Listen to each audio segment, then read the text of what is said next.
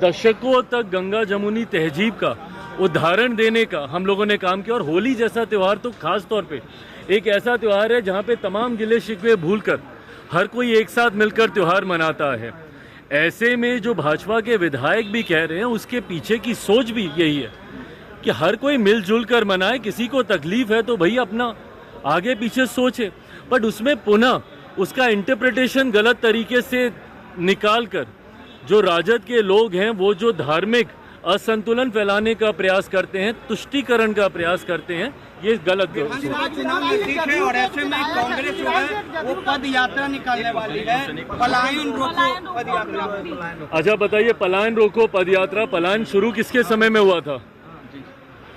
पलायन की जननी कौन सा राजनीतिक दल रहा है? 90 का वो दशक ही रहा है ना, जिसको जंगल राज के तौर पे जाना जाता था। जब वो पलायन का जिक्र करते हैं, पलायन रोको की बात करते हैं, भाई हमारे मुख्यमंत्री ने तो कहा कि उनका सपना है और वो चाहते हैं कि बिहार से न सिर्फ पलायन रुके बल्कि जो लोग पलायन कर कर गए हैं वो वापस अपने राज्य में आए। बिहार फर्स्ट, बिहारी फर्स्ट के माध्यम से मैं ये कहता हूँ कि एक दिन हम लोग को ऐसे विकसित बिहार का निर्माण करना है और करना ही होगा, और ये होगा ही जब न सिर्फ बिहार से पलायन रुकेगा बल्कि जो लोग पलायन कर कर गए हैं वो अपने राज्य में वापस आएंगे। पर ये टिप्पणी कांग्रेस किसके प्रति कर रही है? राजद के प्रति ही कर रही है ना, जिनके समय में सबसे ज़्यादा पलायन हुआ था। आज मैं भी देश के कोने कोने में जाता हूँ, वहाँ पर जब बिहारी मिलते हैं वो मजबूर हुए हैं बिहार को छोड़कर दूसरे राज्यों में जाने के लिए। जब मैं विदेश की यात्रा पे भी जाता हूँ वहाँ पे भी खास तौर पर बिहारी डायस्पोरा से इंटरेक्ट करता हूँ, उनसे मुलाकात करता हूँ, और उनका वो दुख मुझे उनकी बातों में दिखाई देता है कि किन परिस्थितियों में उनको अपना प्रदेश छोड़कर दूसरे देशों में जाना पड़ा और आज पीढ़ियाँ वहीं पे बस के रह गई हैं, अपने ही राज्य में प्रवासी कहलाते हैं। तो जब कांग्रेस ये बात कहती है तो सीधा निशाना कहीं ना कहीं ये राजद पर ही है। और इस बात को मैं कई बार कह चुका हूँ, पुनः दोहराता हूँ कि ये महागठबंधन का जो स्वरूप चुनाव से पहले अभी दिख रहा है, संभवतः ये स्वरूप चुनाव में हम लोगों को देखने को नहीं मिलेगा।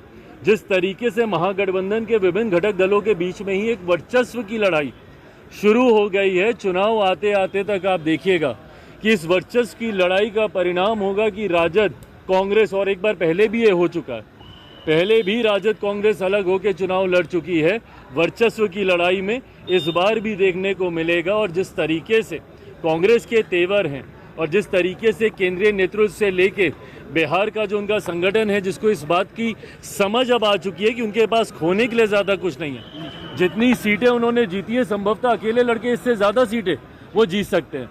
तो ऐसे में कांग्रेस और राजद एक साथ मिलकर चुनाव लड़ेंगे। मुझे ऐसा नहीं लगता चुनाव आते आते तक ये कौन सी बात उन्होंने पहली बार बोली है? बाबा बागेश्वर ने हमेशा से अपनी इस इच्छा को जाहिर किया है कि वो भारत को एक हिंदू राष्ट्र बनता हुआ देखना चाहते हैं। जो लोग उनसे सहमत हैं वो उनके कार्यक्रमों में जाते हैं, उनमें आस्था रखते हैं, उनकी बातों को, उनके प्रवचन को सुनते हैं। और एक बहुत बड़ी देश की आबादी है जो उनकी बातों से सहमत होती है। बहरहाल बिना इस विवाद में गए हुए कि वो क्या कह रहे हैं नहीं कह रहे, देश चलेगा तो संविधान के आधार पर चलेगा। और जो राजनीतिक दल, हर धर्म गुरु की इच्छा होती है कि देश उनके धर्म के आधार पर चले। ऐसे में वो अपनी इच्छा को रखते हैं, उनके अनुयायी उनकी बातों को सुनते, मानते, समझते हैं।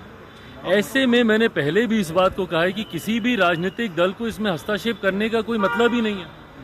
जब ये बात स्पष्ट है कि देश संविधान के आधार पर चलेगा, पर कुछ राजनीतिक दल उसमें अपनी राजनीतिक रोटियां सेकने के लिए, तुष्टीकरण की राजनीति को बढ़ावा देने के लिए और किसी एक धर्म विशेष को अपने पक्ष में करने के लिए बिना मतलब के इसमें आरोप प्रत्यारोप लगाने लगते हैं। बाबा बागेश्वर ने पहली बार नहीं कहा, उन्होंने कई बार इस बात को कहा।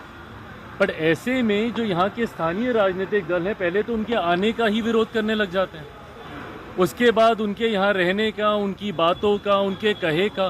भाई आप एक राजनीतिक दल हैं, आपको क्या लेना देना कोई धर्मगुरु आके क्या कह रहे हैं नहीं कह रहे हैं। जब किसी दूसरे धर्म के लोग अपने धर्म के बारे में सारी बातें करते हैं तब तो ये लोग नहीं बोलते राजद जैसी पार्टियाँ। क्यों? क्योंकि उस वक्त इनको तुष्टीकरण करना होता है।